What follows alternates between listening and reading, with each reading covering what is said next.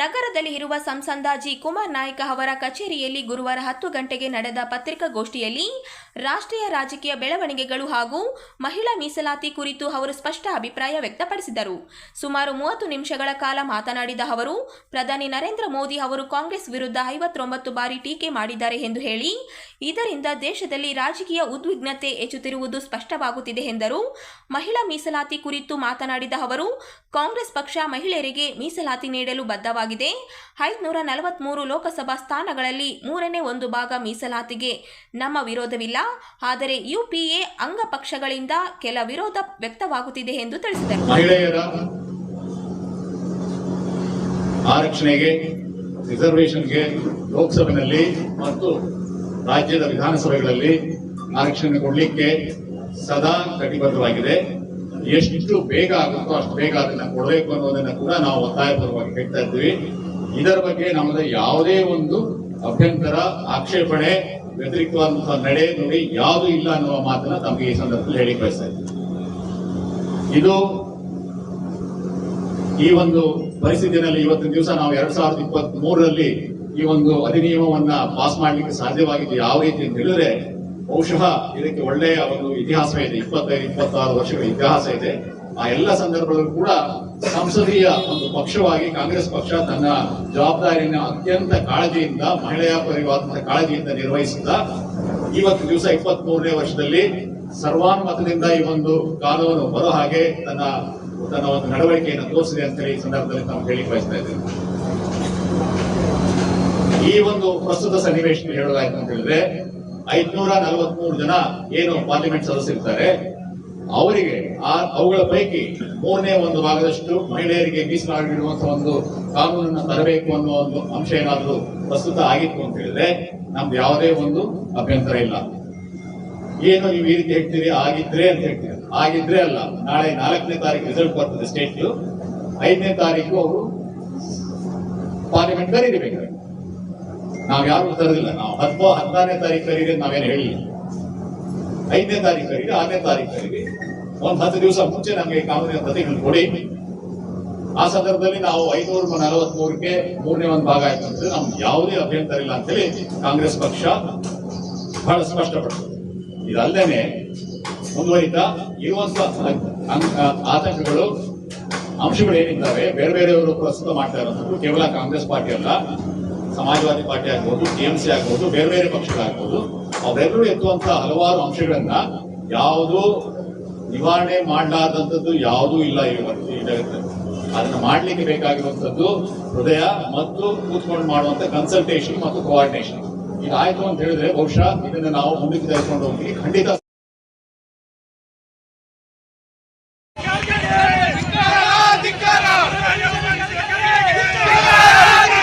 ರಾಯಚೂರು ಜಿಲ್ಲೆಯಲ್ಲಿ ಬಿಜೆಪಿ ಯುವ ಮೋರ್ಚಾ ವತಿಯಿಂದ ಕಾಂಗ್ರೆಸ್ ವಿರುದ್ಧ ಬೃಹತ್ ಪ್ರತಿಭಟನೆ ನಡೆದಿದೆ. ಭಾರತೀಯ ಜನತಾ ಪಾರ್ಟಿ ಯುವ ಮೋರ್ಚಾ ಮುಖಂಡರ ನೇತೃತ್ವದಲ್ಲಿ ನಡೆದ ಈ ಪ್ರತಿಭಟನೆಗೆ ನಗರ ಶಾಸಕ ಡಾಕ್ಟರ್ ಎಸ್ ಶಿವರಾಜ್ ಪಟೇಲ್ ಹಾಗೂ ಜಿಲ್ಲಾ ಯುವ ಮೋರ್ಚಾ ಅಧ್ಯಕ್ಷ ಎನ್ ವಿನಾಯಕ ನೇತೃತ್ವ ವಹಿಸಿದರು. ಪ್ರಧಾನಮಂತ್ರಿ ನರೇಂದ್ರ ಮೋದಿ ಅವರನ್ನು ಭಯೋತ್ಪಾದಕ ಎಂದು ಅವಹೇಳನಕಾರಿ ಹೇಳಿಕೆ ನೀಡಿದ್ದಾರೆ ಎಂದು ಆರೋಪಿಸಿ ಕಾಂಗ್ರೆಸ್ ರಾಷ್ಟ್ರೀಯ ಅಧ್ಯಕ್ಷ ಮಲ್ಲಿಕಾರ್ಜುನ ಖರ್ಗೆ ವಿರುದ್ಧ ಆಕ್ರೋಶ ವ್ಯಕ್ತಪಡಿಸಲಾಯಿತು. ರಾಯಚೂರಿನ ಗಂಜು ವೃತ್ತದಲ್ಲಿ ಇರುವ ಕಾಂಗ್ರೆಸ್ ಕಾರ್ಯಾಲಯವನ್ನು ಮುತ್ತಿಗೆ ಹಾಕಿ ಖರ್ಗೆ ಅವರ ಪ್ರಕೃತಿ ದಹನ ಮಾಡಿ ಪ್ರತಿಭಟನೆ ನಡೆಸಿದರು. ಈ ಸಂದರ್ಭದಲ್ಲಿ ಜಿಲ್ಲಾ ಮತ್ತು ನಗರ ಮಟ್ಟದ ಹಲವು ಬಿಜೆಪಿ ಹಾಗೂ ಯುವ ಮೋರ್ಚಾ ಮುಖಂಡರು, ಪದಾಧಿಕಾರಿಗಳು, ಮಹಿಳಾ ಮೋರ್ಚಾ ಸದಸ್ಯರು ಮತ್ತು ಕಾರ್ಯಕರ್ತರು ಭಾಗವಹಿಸಿದ್ದರು.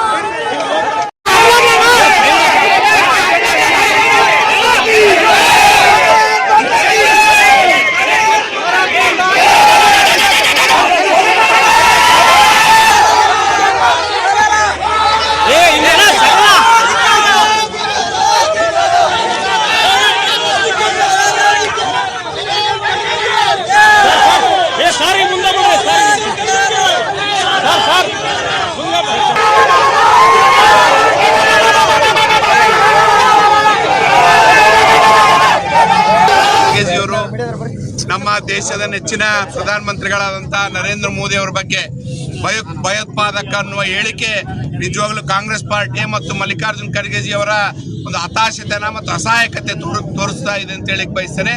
ಅವರು ಬಹುಶಃ ತಮ್ಮ ಮಾನಸಿಕತೆ ಸಂಪೂರ್ಣ ದಿವಾಳಿತನ ಇದು ತೋರಿಸ್ತಾ ಇದೆ. ಇದನ್ನು ಖಂಡಿಸಿ ನಾವು ಜಿಲ್ಲಾ ಯುವ ಮೋರ್ಚಾ ವತಿಯಿಂದ ಇವತ್ತು ಪ್ರತಿಭಟನೆ ಮತ್ತು ಕಾಂಗ್ರೆಸ್ ಪಾರ್ಟಿ ಘೇರಾವ್ ಕಾರ್ಯಕ್ರಮ ಹಮ್ಮಿಕೊಂಡಿದ್ದೇವೆ. ನಾನು ಪೊಲೀಸರಿಗೆ ವಿನಂತಿ ಮಾಡ್ತೇನೆ, ದಯಮಾಡಿ ನಮ್ಮ ಘೇರಾವ್ ಹಾಕ್ಲಿಕ್ಕೆ ಕೊಡಿ. ನಮ್ಮ ಪಕ್ಷದ ಹಿರಿಯ ನಾಯಕರು ಮತ್ತು ನಮ್ಮ ದೇಶದ ಪ್ರಧಾನಮಂತ್ರಿಗಳನ್ನು ಭಯೋತ್ಪಾದಕ ನಿಂದಿಸಿರೋದು ದೊಡ್ಡದ, ನಾವು ಕಾಂಗ್ರೆಸ್ ಪಾರ್ಟಿ ಆಫೀಸ್ ಘೇರಾವ್ ಮಾಡೋದು ದೊಡ್ಡದ? ನೀವು ಈ ರೀತಿ ಸ್ಟ್ರಿಕ್ಟ್ ಆಗಿ ನಮ್ಮನ್ನ ಇಲ್ಲೇ ತಡೆ ಹಿಡುವಂತ ಕೆಲಸ ಮಾಡ್ತಾ ಇರೋದು ಬಹಳ ಖಂಡನೀಯ ಅಂತ ಹೇಳಿಕ್ಕೆ ಬಯಸ್ತೇನೆ. ಮುಂದಿನ ದಿನದಲ್ಲಿ ಈ ರೀತಿ ಆದಾಗ ನಾವು ನಿಮ್ಮ ವಿರುದ್ಧ ಹೋರಾಟ ಮಾಡಬೇಕಾಗಿ ಬರ್ತದೆ ಅಂತ ಹೇಳಿಕ್ಕೆ ಎಚ್ಚರಿಕೆ ಕೊಡ್ಲಿಕ್ಕೆ ಬಯಸ್ತೇನೆ.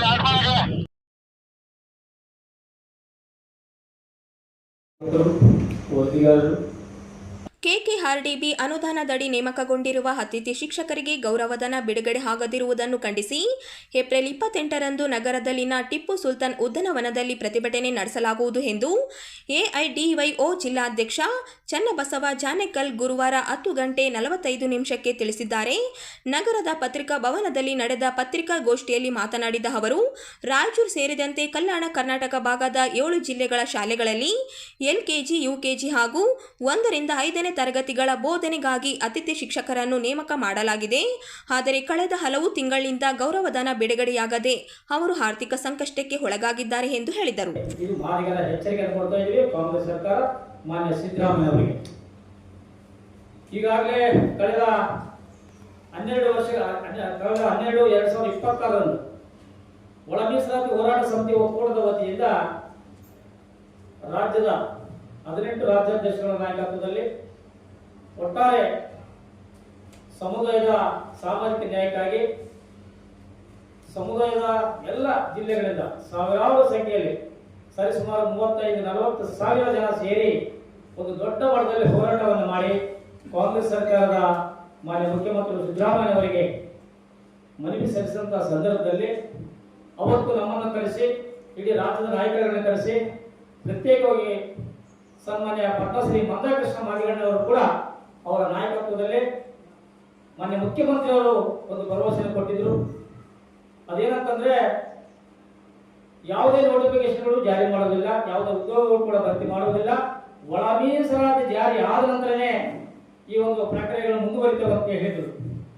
ಆದರೆ ನಿನ್ನೆ ಮೊನ್ನೆ ಬೆಳವಣಿಗೆಗಳು ಬೇರೆ ಬೇರೆ ರೀತಿಯಲ್ಲಿ ನಡೀತಾ ಇದ್ದಾವೆ.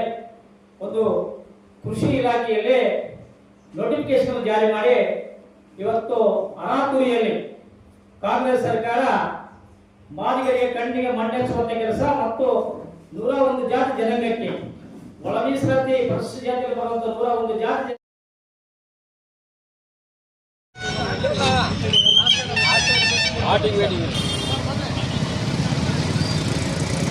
ನಗರದಲ್ಲಿ ದಿನದಿಂದ ದಿನಕ್ಕೆ ಏರುತ್ತಿರುವ ತಾಪಮಾನದಿಂದ ಸಾರ್ವಜನಿಕರು ಹಾಗೂ ವಾಹನ ಸವಾರರು ತೀವ್ರ ತೊಂದರೆ ಅನುಭವಿಸುತ್ತಿರುವ ಹಿನ್ನೆಲೆಯಲ್ಲಿ ಇಂದು ವಿವಿಧ ಪ್ರಗತಿಪರ ಸಂಘಟನೆಗಳು ಒಗ್ಗೂಡಿ ಮಾನವೀಯ ದೃಷ್ಟಿಕೋನದಿಂದ ಮಹತ್ವದ ಕ್ರಮ ಕೈಗೊಂಡವು.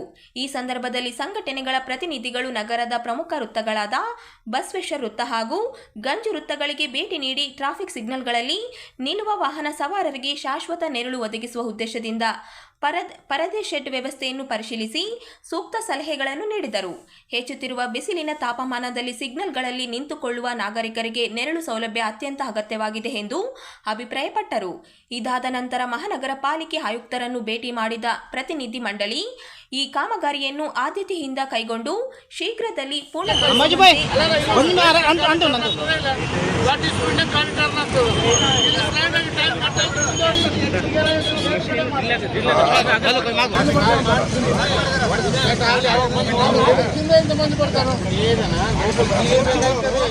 ಮೈಸೂರು ಜಿಲ್ಲೆಯ ಪ್ರಗತಿಪರ ಸಂಘಟನೆಗಳ ಒಕ್ಕೂಟ ವತಿಯಿಂದ ನಮ್ಮ ಮಿತ್ರರಾಗಿರ್ತಕ್ಕಂಥ ರಾಜೇಶ್ ಕ್ರಾಂತಿವೀರ ಸಂಗೊಳ್ಳಿರ ಅಧ್ಯಕ್ಷರು, ಅದೇ ರೀತಿಯಾಗಿ ರಾಯಚೂರಿನ ಒಬ್ಬ ಹೋರಾಟಗಾರರಾಗಿರ್ತಕ್ಕಂಥ ಅಂಬಾಜಿ ಮತ್ತು ಮೋಯಿನ್ ಖಾನು ಮತ್ತು ಹಲವಾರು ಸಂಘಟನೆಗಾರರು ಇವತ್ತು ಬಸವೇಶ್ವರ ಸರ್ಕಲ್ ವೃತ್ತದಲ್ಲಿ ಏನು ಈ ಸಿಗ್ನಲ್ ವ್ಯವಸ್ಥೆ ಇದೆ, ಈ ಸಿಗ್ನಲ್ ವ್ಯವಸ್ಥೆಯಲ್ಲಿ ಪ್ರತಿ ವರ್ಷ ಬಿಸಿಲು ಕಾಲ ಬಂತಪ್ಪ ಅಂದರೆ ಒಂದು ಇಲ್ಲಿ ವಾಹನ ಸಂಚಾರಕ್ಕೆ ಬಿಸಿಲು ಆಗಬಾರ್ದು, ಒಂದು ನೆರಳು ಬೇಕಂತ ಒಂದು ಶೆಡ್ ಹೊಡೆದು ಒಂದು ಗ್ರೀನ್ ಕಲರ್ ಮ್ಯಾಟ್ ಹಾಕಿ ಪ್ರತಿ ವರ್ಷ ಇಲ್ಲಿ ಸಾರ್ವಜನಿಕರಿಗೆ ಕಾಪಾಡ್ತಕ್ಕಂಥ ಕೆಲಸ ಜಿಲ್ಲಾಡಳಿತ ಮತ್ತು ಮಹಾನಗರ ಪಾಲಿಕೆ ವತಿಯಿಂದ ಆಗ್ತಾ ಇತ್ತು. ಈ ವರ್ಷ 2 ತಿಂಗಳು ಬಿಸಿಲು ಕಾಲು ಹೋದರೂ ಕೂಡ ಇದುವರೆಗಾಯಿತು ಸಾರ್ವಜನಿಕರು ಓಡಾಡ್ತಕ್ಕಂಥ ಒಂದು ಟ್ರಾಫಿಕ್ ಸಿಗ್ನಲ್ನಲ್ಲಿ ಇದುವರೆಗಾಯಿತು ನೆರಳಿನ ವ್ಯವಸ್ಥೆ ಮತ್ತು ಸಾರ್ವಜನಿಕರು ಓಡಾಡ್ತಕ್ಕಂಥ ಈ ರಸ್ತೆಯಲ್ಲಿ ನೀರಿನ ವ್ಯವಸ್ಥೆ ಕೂಡ ಮಾಡಿಲ್ಲ. ಹಾಗಾಗಿ ಇವತ್ತು ನಾವೆಲ್ಲರೂ ಕಲಿತು ಈ ಒಂದು ಬಸವೇಶ್ವರ ವೃತ್ತದಲ್ಲಿ ಒಂದು ಹೋರಾಟ ಮಾಡಿಕೊಂಡಿದ್ದು ಜಿಲ್ಲಾಡಳಿತ ವಿರುದ್ಧ. ಇವತ್ತು ಕೂಡಲೇ ಎಚ್ಚೆತ್ತುಕೊಂಡು ಇವತ್ತು ನಗರಸಭೆ ಇರ್ತಕ್ಕಂಥ ಆಯುಕ್ತರು ಎಲ್ಲರೂ ಈ ಸಂದರ್ಭದಲ್ಲಿ ಬಂದಿದ್ದಾರೆ. ನಾವು ನಮ್ಮ ಒತ್ತಾಯ ಇಷ್ಟೇ, ರಾಯಚೂರು ನಗರದಲ್ಲಿ 45ಕ್ಕಿಂತ ಮೇಲ್ಪಟ್ಟು ಬಿಸಿಲು ತಾಪಮಾನ ಇದೆ, ಉರಿ ಬಿಸಿಲಿದೆ, ಗಾಳಿ ಭಯಂಕರವಾಗಿರ್ತಕ್ಕಂಥ ಬಿಸಿಲು ಗಾಳಿ ಇದೆ. ಇದಕ್ಕೊಂದು ಶಟರ್ ಮಾಡಬೇಕು.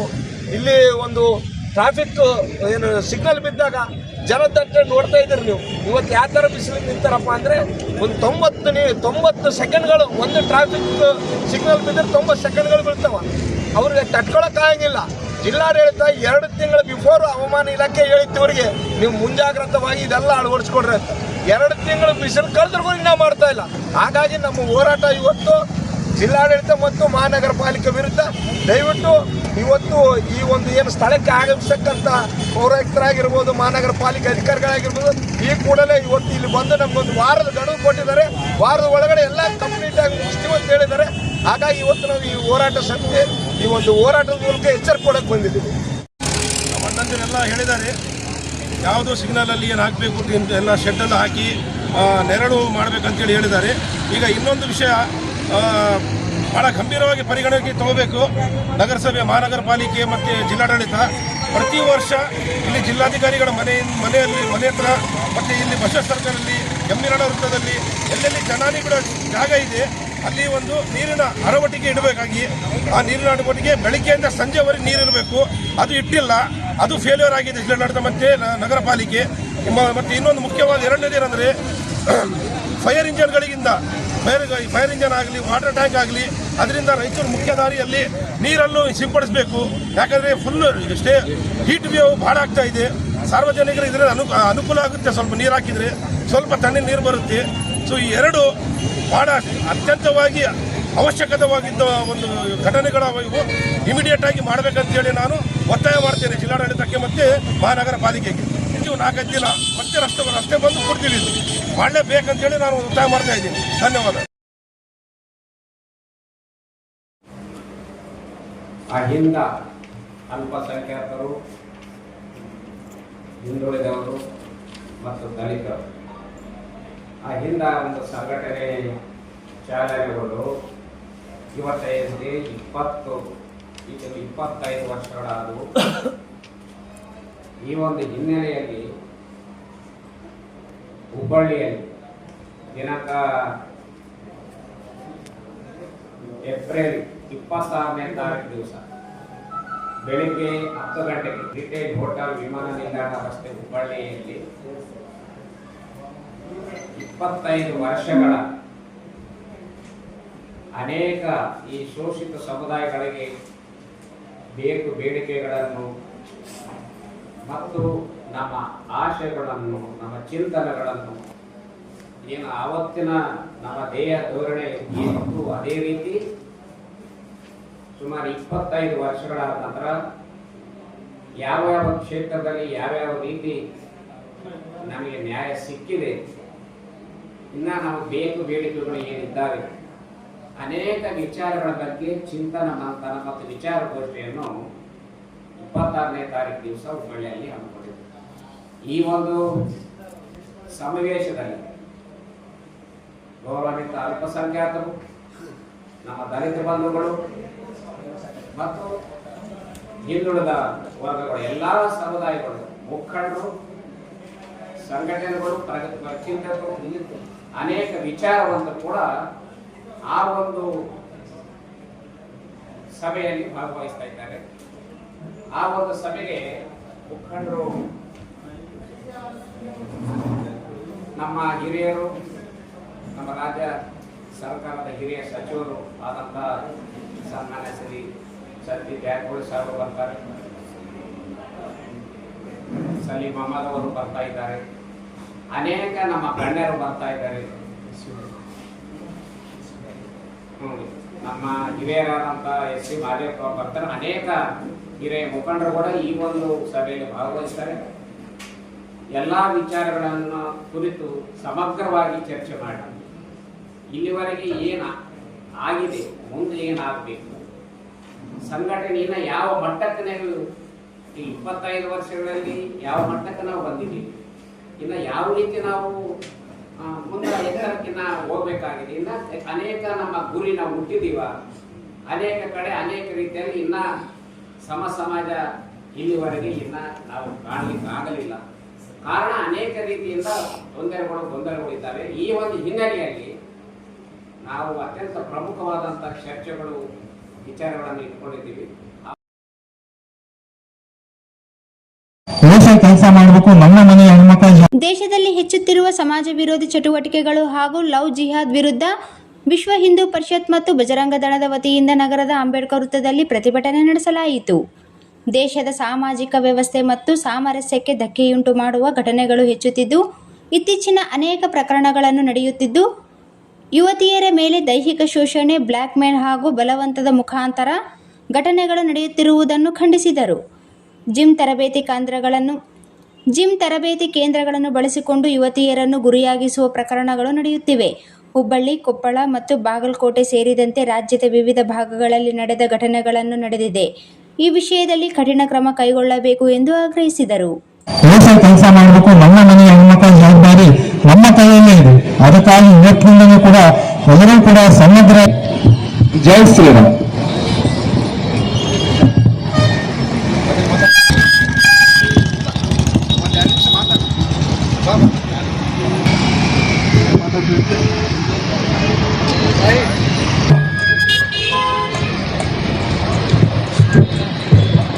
ಈಗಾಗಲೇ ನಮ್ಮ ಬಜರಂಗ ದಳ ಬಳ್ಳಾರಿ ವಿಭಾಗದ ಜ್ಞಾನಪ್ರಕಾಶ್ ಸ್ವಾಮೀಜಿ, ಶ್ರೀ IAS ಸಿದ್ದಯ್ಯ ಸಾಹೇಬರು. ಸಂಪೂರ್ಣ ಒಳ ಮೀಸಲಾತಿ ಜಾರಿಯಾದ ನಂತರವೇ 56,432 ಹುದ್ದೆಗಳ ನೇಮಕಾತಿ ಪ್ರಕ್ರಿಯೆಯನ್ನು ಮುಂದುವರೆಸಬೇಕು. ಇಲ್ಲವಾದರೆ ರಾಜ್ಯಾದ್ಯಂತ ಉಗ್ರ ಹೋರಾಟ ಅನಿವಾರ್ಯವಾಗಲಿದೆ ಎಂದು ಮಾದಿಗ ದಂಡೋರ ರಾಜ್ಯ ಅಧ್ಯಕ್ಷ ಬಿ ನರಸಪ್ಪ ದಂಡೋರ ಗುರುವಾರ 10:30 ಎಚ್ಚರಿಕೆ ನೀಡಿದರು. ನಗರದಲ್ಲಿ ಪತ್ರಿಕಾ ಭವನದಲ್ಲಿ ನಡೆದ ಪತ್ರಿಕಾಗೋಷ್ಠಿಯಲ್ಲಿ ಮಾತನಾಡಿದ ಅವರು, ಮಾರ್ಚ್ 12, 2026ರಂದು ಬೆಂಗಳೂರಿನ ಫ್ರೀಡಂ ಪಾರ್ಕ್ನಲ್ಲಿ ಒಳ ಮೀಸಲಾತಿ ಜಾರಿ ಹೋರಾಟ ಸಮಿತಿ ಒಕ್ಕೂಟದ ವತಿಯಿಂದ ಸುಮಾರು 30,000 ಜನರೊಂದಿಗೆ ಬೃಹತ್ ಸಮಾವೇಶ ನಡೆದಿದ್ದು, ಪದ್ಮಶ್ರೀ ಮಂದಕೃಷ್ಣ ಮಾದಿಗ ಅವರು ಭಾಗವಹಿಸಿ ಪರಿಶಿಷ್ಟ ಜಾತಿಯ 101 ಉಪಜಾತಿಗಳಿಗೆ ಕಾನೂನಾತ್ಮಕ ಒಳ ಮೀಸಲಾತಿ ಜಾರಿಯಾದ ಬಳಿಕವೇ ಉದ್ಯೋಗ ನೇಮಕಾತಿ ನಡೆಸಬೇಕು ಎಂದು ಸರ್ಕಾರಕ್ಕೆ ಒತ್ತಾಯಿಸಿದ್ದನ್ನು ಸ್ಮರಿಸಿದರು. ಇವುಗಳು ಮುಖ್ಯಮಂತ್ರಿಗಳಿಗೆ ನಿನ್ನೆ ತಾನೇ ನಾವು ಮನವಿಯನ್ನು ಕೊಟ್ಟಿದ್ದೀವಿ.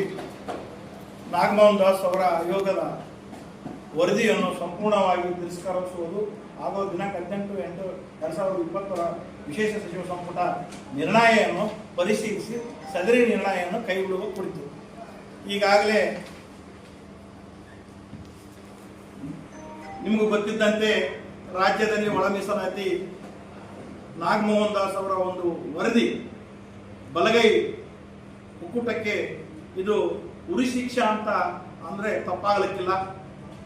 ಈ ಪರಿಶಿಷ್ಟ ಜಾತಿ ಒಳ ಪಂಗಡದ 101 ಜಾತಿಗಳಿಗೆ ಇದು ಅನ್ಯಾಯ ಆಗಿದೆ. ಅವರು ನಾಗಮೋಹನ್ ದಾಸ್ ಅವರು ಹೇಳ್ತಾರ,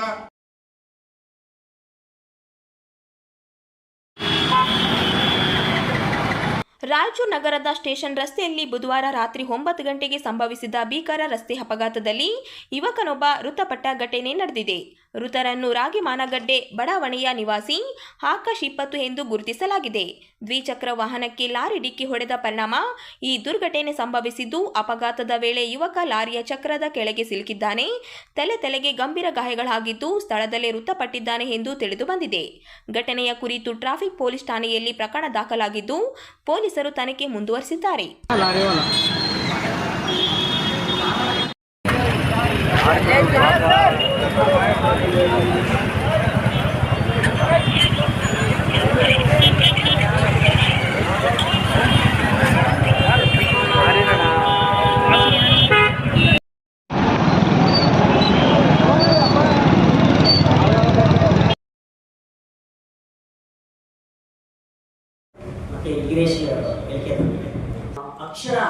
ಕೆಆರ್ಡಿಬಿ ಅನುದಾನದಡಿ ನೇಮಕಗೊಂಡಿರುವ ಅತಿಥಿ ಶಿಕ್ಷಕರಿಗೆ ಗೌರವಧನ ಬಿಡುಗಡೆ ಆಗದಿರುವುದನ್ನು ಖಂಡಿಸಿ ಏಪ್ರಿಲ್ 28ರಂದು ನಗರದಲ್ಲಿನ ಟಿಪ್ಪು ಸುಲ್ತಾನ್ ಉದ್ಯಾನವನದಲ್ಲಿ ಪ್ರತಿಭಟನೆ ನಡೆಸಲಾಗುವುದು ಎಂದು ಎಐಡಿವೈಒ ಜಿಲ್ಲಾಧ್ಯಕ್ಷ ಚನ್ನಬಸವ ಜಾನೆಕಲ್ ಗುರುವಾರ 10:45 ತಿಳಿಸಿದ್ದಾರೆ.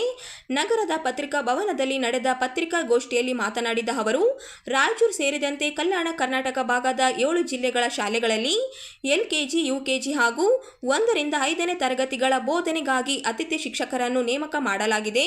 ಆದರೆ ಕಳೆದ ಹಲವು ತಿಂಗಳಿಂದ ಗೌರವಧನ ಬಿಡುಗಡೆಯಾಗದೆ ಅವರು ಆರ್ಥಿಕ ಸಂಕಷ್ಟಕ್ಕೆ ಒಳಗಾಗಿದ್ದಾರೆ ಎಂದು ಹೇಳಿದರು. ಇವತ್ತು ಶಿಕ್ಷಕರ ಮೇಲೆ ಒಂದು ಗೂಬೆ ಕೂರಿಸಿದ ಕೆಲಸಗಳನ್ನ ಮಾಡಿದ್ದಾರೆ. ನಾವು ಸ್ವತಃ ಸಂಘಟನೆಯಿಂದ ಮಾರ್ಚ್ 9ನೇ ತಾರೀಕಿಗೆ ಜಿಲ್ಲಾಧಿಕಾರಿಗಳನ್ನ ಅವರನ್ನ ಭೇಟಿಯಾಗಿ ಈ ಸಮಸ್ಯೆಯನ್ನು ಅವರಿಗೆ ಮನವರಿಕೆ ಮಾಡಿಕೊಟ್ಟಿದ್ವಿ. ಅವರು ಬಹಳ ಚೆನ್ನಾಗಿ ಆಲಿಸಿ ಈ ಸಮಸ್ಯೆನ ಪರಿಹಾರ ಮಾಡ್ತು ಅಂತ ಹೇಳಿದ್ರು. ಆದರೆ ಅಧಿಕಾರಿಗಳು ಇಲ್ಲಿವರೆಗೂ ನಮ್ಮ ಈ ಸಮಸ್ಯೆಯನ್ನು ಪರಿಹಾರ ಮಾಡೋಕ್ಕೆ ಯಾವುದೇ ಸ್ಪಂದನೆಯನ್ನು ಮಾಡಿಲ್ಲ. ಸಮಸ್ಯೆ ಮೂಲ ಏನಂತಂದ್ರೆ ಕೆಆರ್ಡಿಬಿ ಅಕ್ಷರ ಯೋಜನೆ ಜಾರಿ ಮಾಡಿದೆ. ಅವರು MLAಗಳಿಗೆ ಏನು ಅನುದಾನ ಕೊಟ್ಟಿದ್ದಾರೆ ಆ ಅನುದಾನದವನ್ನ ಈ ಶಿಕ್ಷಕರಿಗೆ ವೇತನ ಕೊಡಬೇಕು, ಗೌರವಧನ ಕೊಡಬೇಕಂತ ಹೇಳ್ತಾರೆ. ಅವರು ಕೆಆರ್ಡಿಬಿ ನೇರವಾಗಿ ಶಿಕ್ಷಕರಿಗೆ ಅತಿ ಶಿಕ್ಷಕರಿಗೆ ವೇತನ ಕೊಡ್ತಾ ಇಲ್ಲ. ಅಲ್ಲಿ MLAಗಳು ಅನುಮತಿ ಕೊಟ್ಟರೆ ಮಾತ್ರ ಅವರು ಪೇಮೆಂಟ್ ಆಗಲ್ಲ ಆಗಲ್ಲ.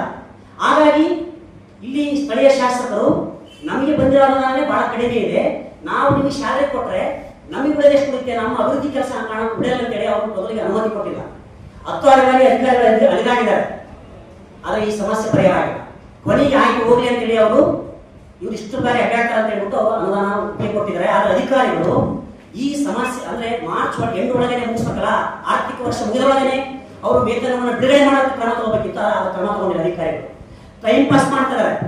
ಹೆಂಗ ಧೋರಣೆ ಅಧಿಕಾರಿಗಳು ಒಂದ್ಸಲ ಬಂದು ಹೇಳಿಬಿಟ್ಟು ಕಳಿಸ್ಬಿಟ್ರೆ 10,000 ಮಾಡಿದ್ದಾರೆ. ಕಳೆದ ವರ್ಷ ಮಾನ್ಯ ಸಿದ್ದರಾಮಯ್ಯ ಅವರು ಮುಖ್ಯಮಂತ್ರಿಗಳು ಅತಿಥಿ ಶಿಕ್ಷಕರಿಗೆ ನಾವು 12,000 ನಾವು ವೇತನ ಮಾಡಿದೀವಿ ಅಂತ ಹೇಳಿದ್ದಾರೆ. 10,000 2,000 ಹೆಚ್ಚಳ ಮಾಡಿದ್ದಾರೆ. ಆದ್ರೆ ಇವರು ಈ ಕೆಆರ್ಡಿಬಿ ಶಿಕ್ಷಕರಿಗೆ 10,000 ಕೊಡ್ತಾ ಇದ್ದಾರೆ. ಈಗಾಗಲೇ ಏನು ಕೊಟ್ಟಿದ್ದಾರೆ, ಅವ್ರಿಗೆ ಬರೀ 10,000 6 ತಿಂಗಳ ಗೌರವಧನ ಕೊಟ್ಟಿದ್ದಾರೆ, 12,000 ಕೊಡ್ತಾ ಇಲ್ಲ. ಕೇಳಿದ್ರೆ ಬೇರೆ ಬೇರೆ ನೆಪಗಳನ್ನ ಹೇಳ್ತಾರೆ, ಡಾಕ್ಯುಮೆಂಟ್ ಕ್ರಿಯೇಟ್ ಮಾಡಿದ್ದಾರೆ.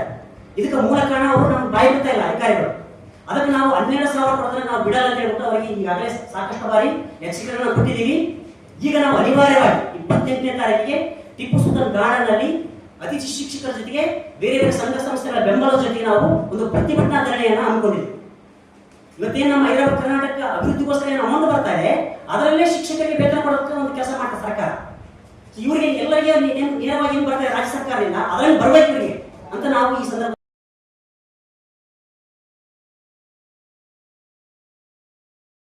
ಎಸ್ಎಸ್ಎಲ್ಸಿ ಪರೀಕ್ಷೆಯಲ್ಲಿ ಮಾನ್ವಿ ಪಟ್ಟಣದ ಬಿವಿಆರ್ ಆಂಗ್ಲ ಮಾಧ್ಯಮ ಪ್ರೌಢಶಾಲೆಯ ವಿದ್ಯಾರ್ಥಿ ಸುಖದೇವ್ 625ಕ್ಕೆ 625 ಅಂಕಗಳನ್ನು ಪಡೆದು ರಾಜ್ಯದಲ್ಲಿ ಪ್ರಥಮ ಸ್ಥಾನ ಗಳಿಸಿ ಜಿಲ್ಲೆಯ ಹೆಮ್ಮೆ ಹೆಚ್ಚಿಸಿದ್ದಾರೆ.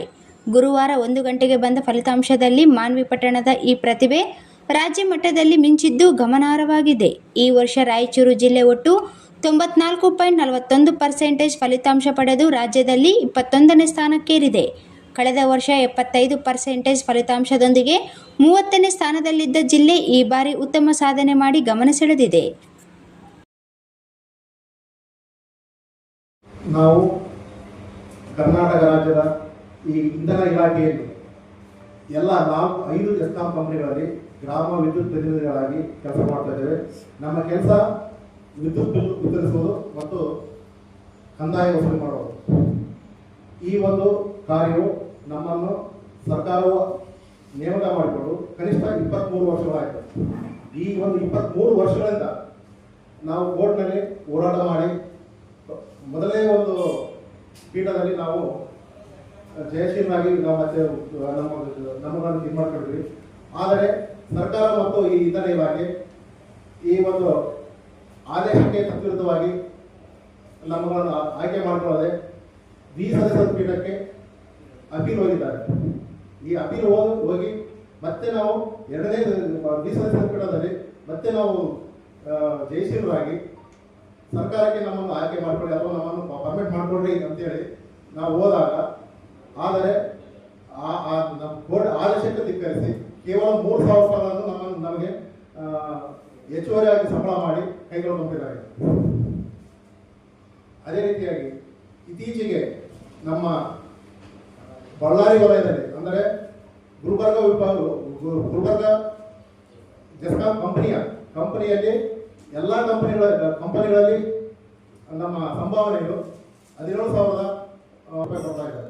ಕಾರಣ ಇಷ್ಟೇ, ಈ ಒಂದು ಬಳ್ಳಾರಿ ವಲಯದಲ್ಲಿ ಸೂರ್ಯಕಾಂತ್ ಎನ್ನುವ ಒಬ್ಬ ಲೆಕ್ಕ ನಿಯಂತ್ರಣಾಧಿಕಾರಿ ಇದ್ದು ಅವರು 5,000 ರೂಪಾಯಿ ಇನ್ಸೆಂಟಿವ್ ವಿನಾಕಾರಣ ಯಾವುದೇ ಒಂದು ಕ್ಷುಲ್ಲಕ ಕಾರಣದಿಂದಾಗಿ 5,000 ರೂಪಾಯಿ ಇನ್ಸೆಂಟಿವ್ ಅನ್ನು ಇವತ್ತು ತಡೆಹಿಡಿದಿದ್ದಾರೆ. 3 ವರ್ಷದಿಂದ ಸತತ 3 ವರ್ಷದಿಂದ ಸರ್ಕಾರ ಮತ್ತು ನಮ್ಮ ಇಂಧನ ಇಲಾಖೆಯು ಆದೇಶವಿದ್ದರೂ ಕೂಡ ನಮಗೆ ಈ ಒಂದು 5,000 ಇನ್ಸೆಂಟಿವ್ ಕೊಡ್ತಾ ಇಲ್ಲ. ಈ ಒಂದು ಇನ್ಸೆಂಟಿವ್ ಮತ್ತು ನಮ್ಮ ಈ ಆದೇಶದ ಎರಡೂ ನಡುವೆ ನಮ್ಮ ಒಬ್ಬ ಗ್ರಾಮ ವಿದ್ಯುತ್ ಪ್ರತಿನಿಧಿ ಅಂದರೆ ಕುಷ್ಟಗಿ ತಾಲೂಕಿನಲ್ಲಿ